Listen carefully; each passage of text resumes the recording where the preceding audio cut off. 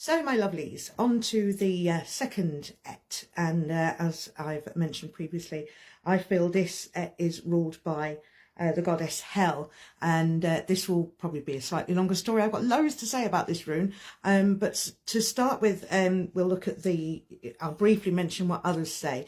It has been suggested that it represents hail or Heimdall, another one of the gods, but I feel that the follow-on from creation, this wonderful idea, putting everything in place, but then the processes of life take over. Things die, things are born, shit happens, and so life has a way of becoming not quite so perfect, but it's those things that make life worthwhile. A thing isn't beautiful because it lasts. It's only beautiful because it's temporary. And that's the way I see this rune sort of representing. So the goddess Hela, who rules over the Norse underworld. So it is she that decides who goes where. So if you've died a warrior's death, you have the Valkyries who choose to take you to Valhalla or to Freya's Hall if you are indeed an exceptional warrior. But all the rest of us, Hela rules over that. And if you've lived a good life, you get to live in the summer lands, perpetual summer and all things good. So taking that in mind, the goddess Hela has to be quite wise. So I see her as this crone goddess, the hag, the wise woman, the crone. And so leading on from there, I sort of feel like there's wisdom and feminine empowerment very much involved with Hela. Now the shape of the rune perfectly represents the Germanic letter. It is indeed a H, Hagalaz. So going deeper into it, as you know, I like to look at the sounds. So starting with hag, the hag, it's a curse word now, but back in the day it represented a very wise woman. It was something to aim to be an effective elder to the younger generations, to bring the wisdom. So hag, Hela, the name of the goddess, hag, Ella, and then the end bit is, And then I look at the, and excuse my terrible art again, the shape, and I sort of see it as hands shaking, like congratulations, handing over a degree of, your wisdom, knowledge. But then I also see the shape of urus in there, that strength, that tenacity. So all of that combined. And like I say, I could talk about this rune a lot because it's one that I identify with very strongly as I move into my crone years and the crone aspect of my life. And I endeavour myself to be an effective elder to the younger generation, to those around me. So that is Hagalaz. See you on the next one. So here we have Norwis or Northis, and the traditional meaning of that was the need fire, so it's need, necessity. It is what it is. Sometimes you've got to do what you've got to do to get shit done, So associated with this, as I meditated on the energy for this set, I had fulfillment, but also in brackets unfulfillment, because each rune has the opposite energy as well. So you pick this out, it can mean that you feel very fulfilled, or it can mean that you're feeling unfulfilled and a change is necessary. And so epiphany came to me, and I don't think it's come to me for this particular rune before, but epiphany is sort of that moment when you know you need to do something, that it's no longer a want, it's a need, it has to be done, and some things in life we have to accept because they are what they are and nothing can change them. You know what I mean?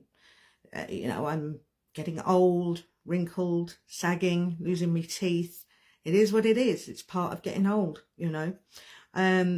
And also tied to that would then be ambition, which is another one that's quite new for me to relate to this particular rune. But of course, once you've had that epiphany of this is what I need to do, then it becomes an ambition. And ambition is not just about career or money, ambition isn't a bad thing unless you make it bad, because it's all about intent. I have the ambition now to share as much of my knowledge as I can, especially without fear of being judged, without fear of being trolled, And that's one great thing about being an older woman, is I just don't give a fuck anymore. You know, say what you say. You think my tattoos are stupid, I don't give a fuck. You know, you think I'm this, you think I'm that. Pfft, who the fuck cares? Because I know myself, you know. And so yeah, I went off on a bit of a tangent there, sorry. So that is noise. Now the shape of the rune really doesn't look a lot like the letter it represents. So that comes from the name of it, noise, n. So it's an N. And there's two different spellings that I've come across. Noise and then northiz with a T added to it. So now on to shape and sound. So shape, noise or northiz, now is or now this. Now is the time to do it, you know. And then the shape of it almost looks like her weighing up the options, because once you've made a decision to do something, you then have to start planning. So it looks to me a lot like a set of scales. So I'd say likely this relates to the sign Libra in a sense, you know. But then you can also see there is that slight Uruz sense to it as well, the strength and determination needed to get where you need to go. So that is noise. Number 2 of the second aett, or number 10 of the entire Futhak. Noise. And now we look at another interesting one. It seems simple, but there is so much more to Isa. Isa meaning ice, and that straight line there. Now I also start to connect the runes to other things outside of the Norse worldview. And Isa to me is very obviously a rune that encapsulates winter. And winter, you know, it's cold, it's you know, it can be frightening, things die, etc., etc. But you know, if you think of looking out on a winter landscape, all those beautiful cards that you see, I see stillness, I see purity, the purity of freshly fallen snow. I see peace. And when I think of it in an energy sense, it's finality, it's finite. And being as it's a line, it's like drawing a line in the sand. Now is the time to move forward beyond this. Draw a line in the sand. Enough is enough. On to the next. Done. You know? So the shape, very obviously an I, letter I, and the name there, of course, Isa. So on to the next layer, because you know how I do. Isa, it is next. It is what it is. It is what it is. So being as it's a line in the sand, a definition, it's like yesterday, done. Today, done. Tomorrow, and so on and so forth. So Isa is a lot more intricate than it first appears. You know, a line, ice, you know, etc. You know, ice melts and it flows. So, you know, to freeze the past, to freeze that trauma, it's not to, you know, let it go. It's to freeze it in time so you can flow forward, you know. Don't try and forget that it happened. Just decide to not let it affect your life anymore. So yesterday is done. Today is today, and tomorrow is everything else, you know. It's easier said than done, of course, you know, and you are allowed to revisit that trauma, of course you are. But at some point you've got to freeze it again and move forward. So a lot more to Isa than it first appears, both energy-wise and the rune itself. So bond with it yourself and see where it takes you, because I think it's a very interesting and very much necessary rune, because it is also the backbone to bind runes, because it seals the spell that the bind rune is creating. So the magic from the rune doesn't just go off and do what it wants. Bind runes a much, much later lesson, okay? We're learning about the runes themselves, so just pop that in the back of your head, write it in your notebook, and we'll come back to that later. So on to the next. And next up is Yera, and this I believe is as complicated as it looks, but actually also far more simple. Yera, if I remember from the top of my head, it's the only rune that is broken. You know, it's got two parts to it. So Yera, the traditional meaning is year, or the harvest year. But of course, got to go back to go forward, remember. So our ancestors, a year wasn't 364 and a quarter days, you know, or 365 and a quarter, whatever. It was the time it took to sow, grow, harvest, rest. That was their year, you know. So it's very much related to the harvest, because it's the result. I also have here the result and the reward of hard work, but it's also about the process. You know, it doesn't just happen. So what it teaches us is, you know, following on from Isa is perfect, because Isa is the line in the sand. Yara is the work it takes, the process, the action before you get to the result. You know, so it's not about the result, it's about how you get there with an aim to be that result, you know. But also I felt, because it very much represents harvest, this would be the perfect rune to encapsulate autumn. So if you think of autumn or fall to our American cousins, hello, it's a time of great activity, you're harvesting, and a lot of hope, a lot of anxiety to our ancestors as well as ourselves, because the autumn is the time where we're preparing the kids to go back to school, almost preparing for a whole new season. So we still kind of follow that same traditional energy year process. Anyway, so Yera, now it sounds like it starts with a Y, but it starts with a J. And this is how I interpret it. I interpret it as representing the letter J. I know there are others that feel it's more of a Y, but there's another rune that I feel kind of more represents the letter Y, because you have to translate it into English terms or Germanic terms, which is of course where our language comes from. So that to me is the letter J. And I'm rambling on a bit, so I'm going to have to make this one quick. The shape and sound, year, the year, literally year, it sounds like year, year as, year is. And I believe the brokenness of the rune, to hold that up, it represents the balance that must be found between innate knowledge or intuition and learned knowledge. Like you know that you plant a seed, you water it, it grows. Innate knowledge or intuition is to know when to plant it. Like this year, for example, well, I don't think winter's quite done with us yet here in late February. Still got a little bit more to go, because there's no flowers really blooming yet. So it's knowing that now is not quite the time for planting. And I've gone very much over time. So I'll see you on the next round. I hope that was helpful for you. See you later. Hello, you lovely lot. So we're in the middle of the second et here. And next up we have Iwaz, which is the yew tree. Yes, trees were involved as well. So Iwaz was one that I struggled to connect with. So I had to go quite deep with this when I first started connecting with the runes myself. And we know that it represents the tree of Yggdrasil, which is from the Norse world view, connects all the realms.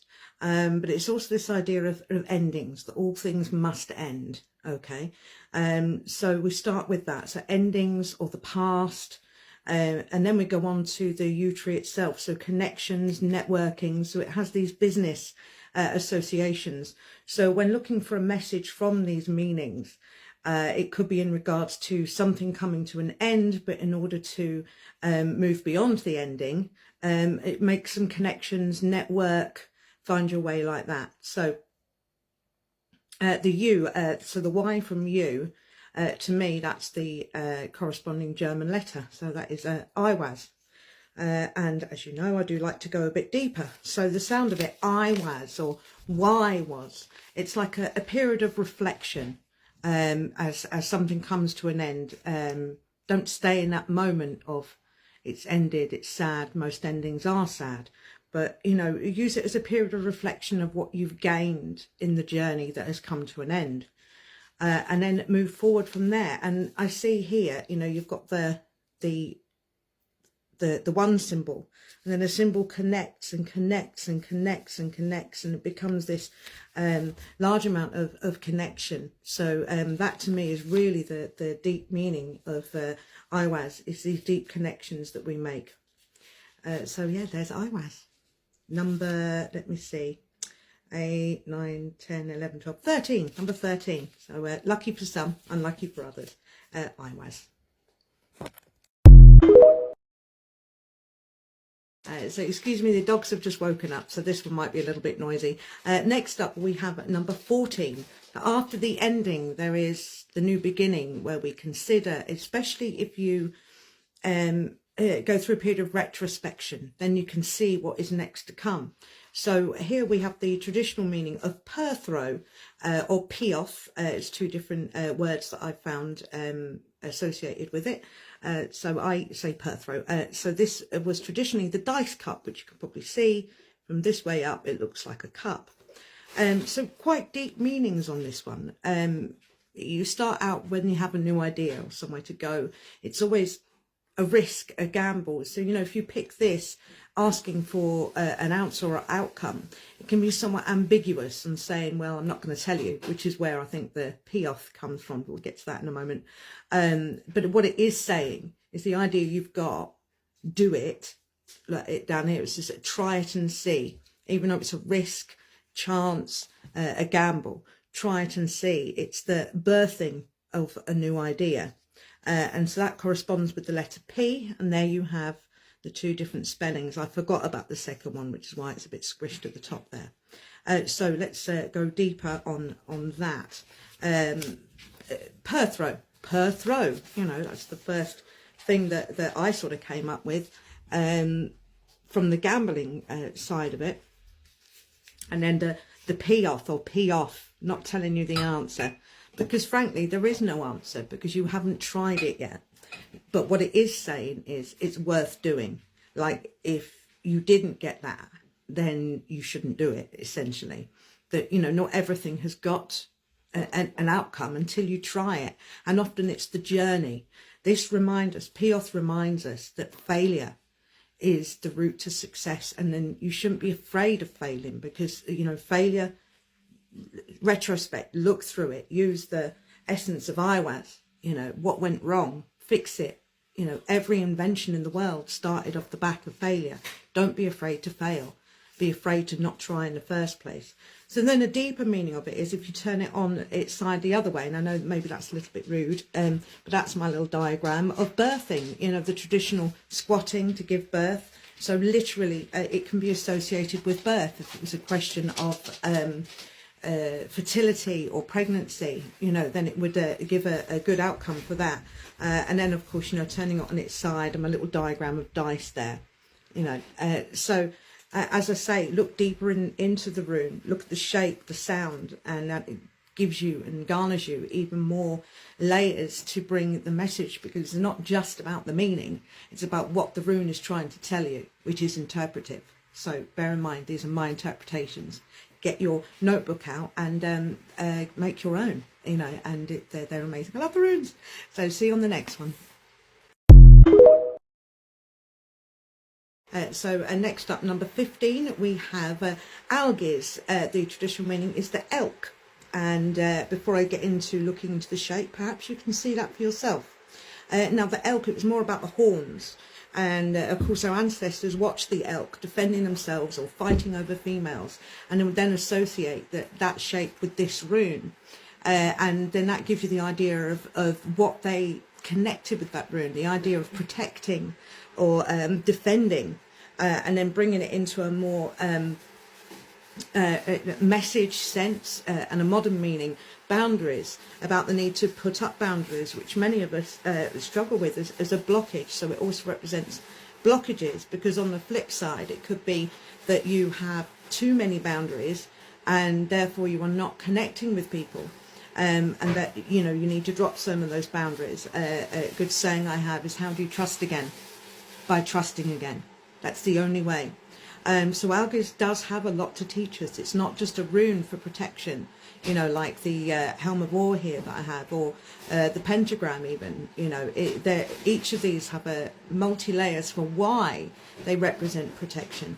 So this is about the very active defense, in essence, what the elk do with their horns, to actively defend your boundaries, and to actively push through your blockages, never give up.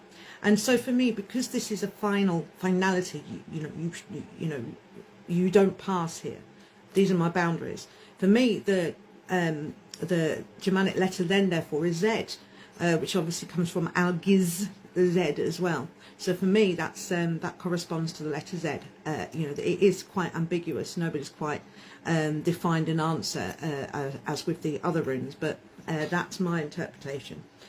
So going deeper again, and Algiz, so all is, and then you define the answer to that. All is safe, all is protected, you know. And then, as I said, if you hadn't already seen it, you know, add a few branches to it, and it very much looks like antlers or horns, and very much has this essence of do not pass. You know, there's that infamous scene from Lord of the Rings, "Thou shalt not pass." You know, that is what Algiz is doing and saying, and the energy that it carries, and the energy that it will do for you when you engage with it, you know, to set your boundaries and protect them, you know, and also recognize blockages and boundaries that should be taken down, you know. So that's Algiz. Very interesting rune, that one, more than meets the eye, as it is with all of them. On to the next one. The final rune of the second aett, number 16 of the whole Futhark, is Sowelu. And you can see I've got a lot to say about this, you know. Sowelu, the sun. So sun very much corresponds with summer. So for me, this is the rune for summer. And when you think of summer and lying on a summer's day, you think of rest. And when you have a chance to rest, then, you know, that makes you feel successful. So in essence, going through, and we will go through the entire second aett there, you know, the result of all of that, endings, beginnings, trying it and having a go, is ultimately going to be success. You know, it doesn't necessarily correspond to money terms, but in terms of your personal journey, feeling like you've overcome something. And that is very much what the second aett represents to me, is success from devastation. You know, the embracing and accepting the inevitable, or things that we can't change, ultimately brings you success in your mind, because you then free yourself from blockages such as Algiz, the rune before.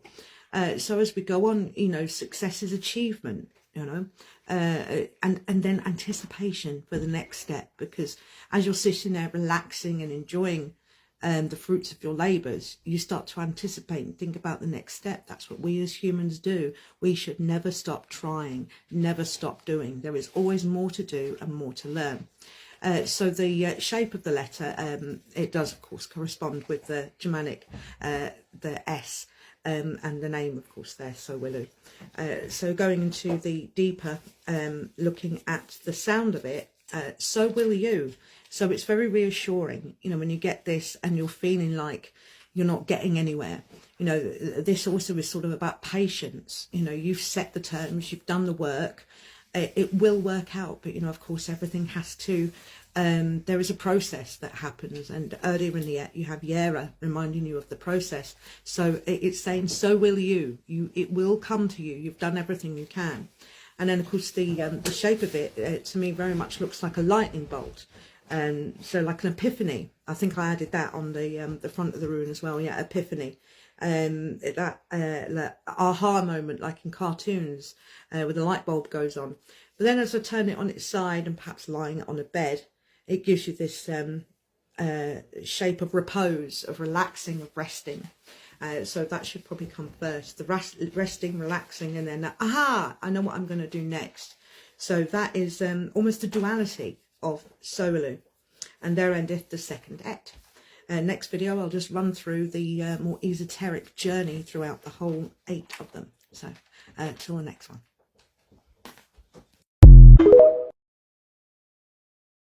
here we go, trying to keep it short.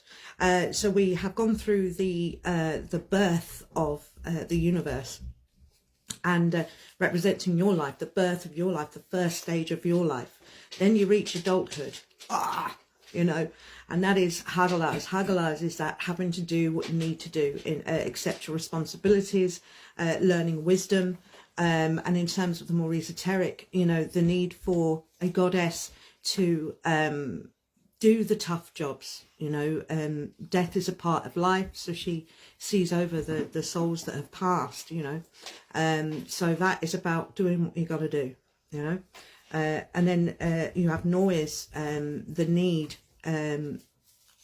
as mankind grows, so does its needs, and then appears poverty, etc. And you know, in your own journey through the Futhark, when you accept it is what it is, you then start to feel that need to act, to do more.